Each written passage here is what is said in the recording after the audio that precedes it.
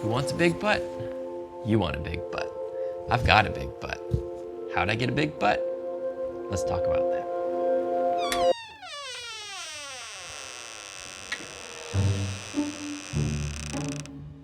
Are you busy? No, I'm filming video. I heard you were talking about glutes.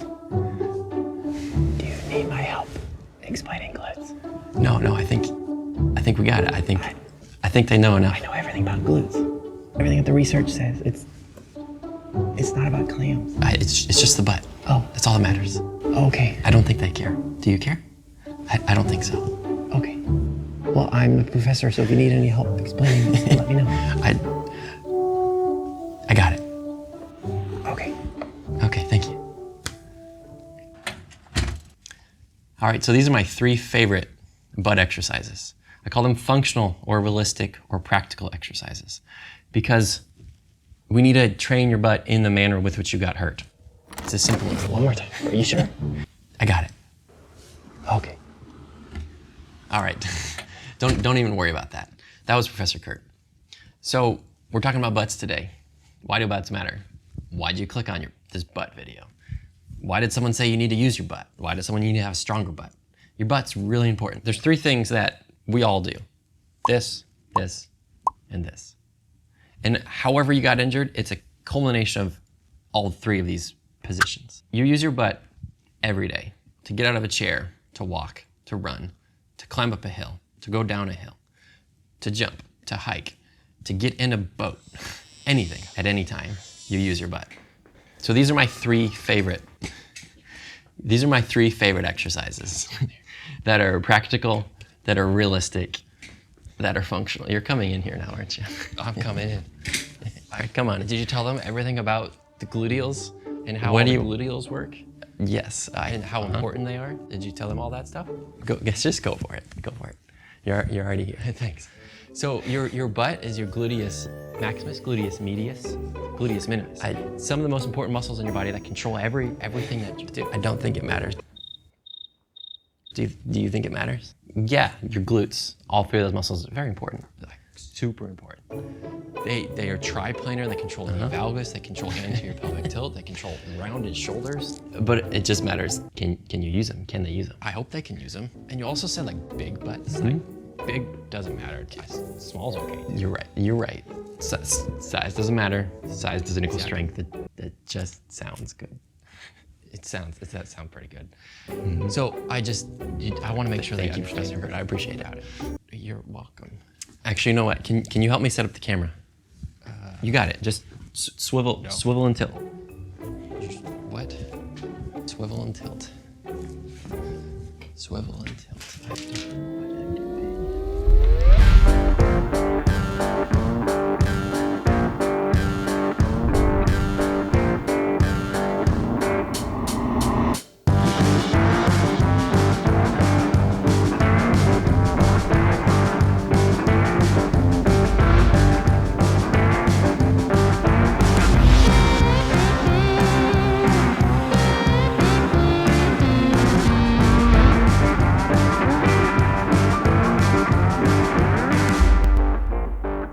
So level 1 is hip wiggles. In order to appreciate hip wiggles, look at Professor Kurt walking right here. This is what I call a sassy bottom. Do you see how those hips move side to side, side to side? He has no idea that's happening. This means his butt is turning off every time he's balancing on that leg. So level 1 is learning how to train that sassy bottom or that wiggly hip. As you can tell, I'm balancing on a box. You can have a brick, a yoga block, a textbook, a stair step, a curb step, anything at all that elevates you off the ground. Do you need that? No, you can do it on the ground, but it's easier when you're elevated. And it kind of tricks your brain to have better balance. I want you to first look at what's moving, what's not moving. You see that, right? So just the hips are moving, just the pelvis is moving. So cheating level 1 is the knee moving too much. Look right here. And then the trunk moving too much, like this one. In order to train your butt, your glutes, you have to learn just to move that pelvis and nothing else. And what this is doing for your brain is helping it feel the bad position and the good position. So right here, let's stop it right there. This is the bad position. And here That's a good position. As the hip kicks out and comes under, good, bad. And what this does for your brain, in order to feel what is good, you have to understand the bad position. So the majority of you, when you balance, you get out of the chair, when you squat, when you do anything on a single leg, which 50% of our life is on a single leg, that butt kicks out to the side and the hips turned off. You see my knee moves inward, my foot falls under, my trunk moves. That's how injuries happen. So we need that butt to stay under to get that glute nice and strong. So level 1, hip wiggles. Learn to control your hips in a side-to-side Just tell me about the motion. planes. One plane, frontal plane, level 1, frontal plane. Side Good to side. information. Doesn't matter for you though. You just need to learn to control your hips side to side. You can do this anywhere you want. Brushing your teeth, cooking, anytime, anywhere. That's why it's functional. And once you master it, you move to level 2, single leg squats.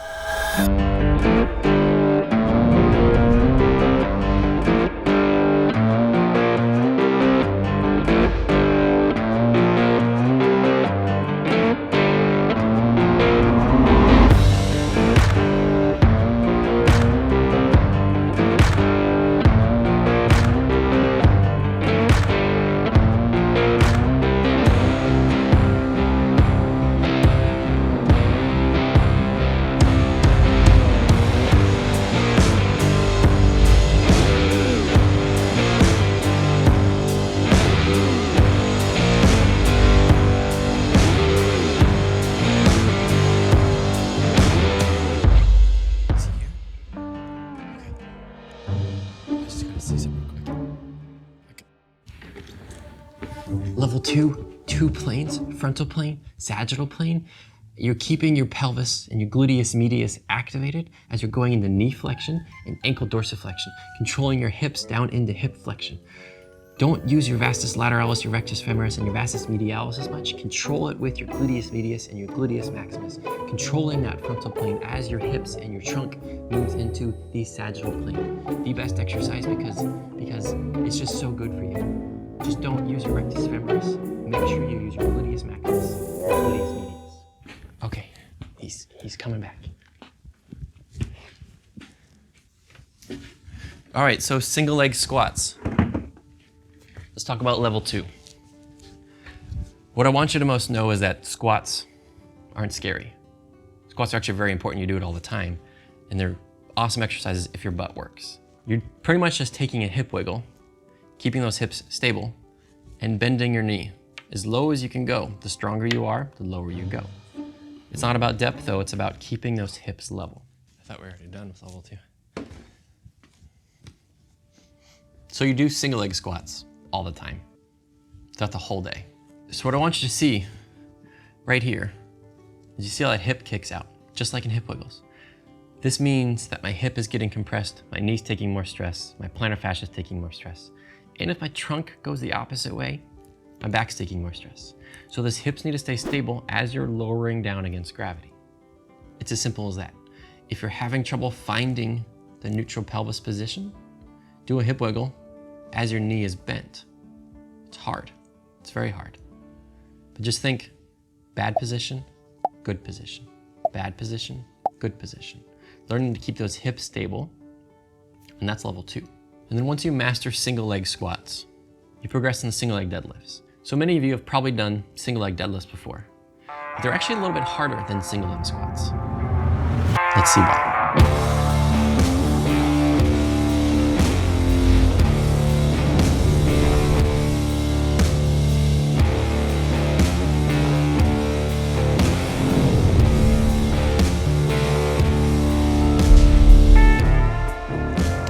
So level 3, single leg deadlifts.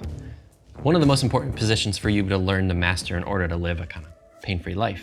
And also probably a position that you probably got injured in and probably don't have a good relationship with. There's really only 3 things that I need you to master when it comes to single leg deadlift. So let's look at it. The first one is the knee. The knee's not bending. The knee is soft and the knee is stationary. It's not locked out and it's not bent a lot. If the knee was to bend even more, you're doing a squat, as you just found out. This means that you have to bend through your trunk. That's part 2.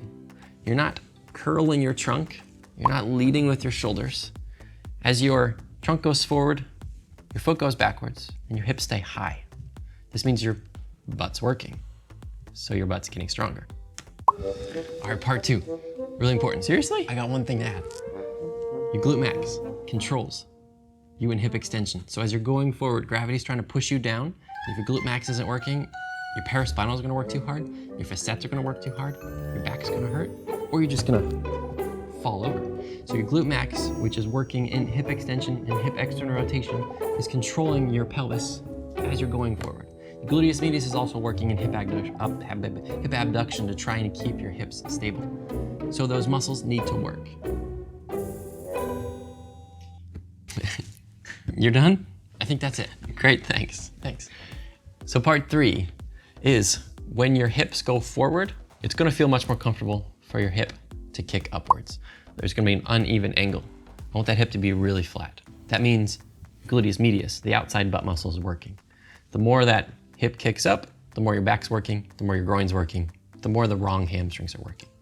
So part 1, knee is soft, knee stationary. Part 2, bending forward with your trunk as your heel goes backwards, keeping your trunk flat. And part 3 is your hips stay flat. They don't kick up. This is encompassing hip wiggles, controlling a single limb squat, and controlling a single leg deadlift. So those are my 3 favorite glute exercises to help you get a big, strong butt. But it's not about big butts. Yeah, they look good. Yeah, they make us feel good. But do they work good when we need them to? You can do this anytime, anywhere, at any moment. It's less about adding exercises. It's more about doing things better, adding it into your life with things that you already are doing. What's important about this is when your butt works well, your back doesn't work as hard, your knee doesn't work as hard, and even your foot doesn't work as hard. That means those 3 things don't get hurt as fast. You might not even get hurt at all. That's how important your butt is. If this impacted you, or you think it might help someone else, why don't you share it? My name's Kurt. This is Prokaleo. And I'll see you next time. How do I do this? All right. Are we recording? Yeah, okay. Hey guys, we got so much stuff I want to teach you. If you care about pain, like look at our podcast. If you like listening to things, look at our podcast. If you're a reader, look at our ebook. If you care about how your knee valgus affects your back, look at that video. There's so much stuff we want to teach you. Just subscribe, ring the bell, share the video, comment below, like the video. Keep learning. I want to keep teaching. All right, Professor Kurt. Rings coming.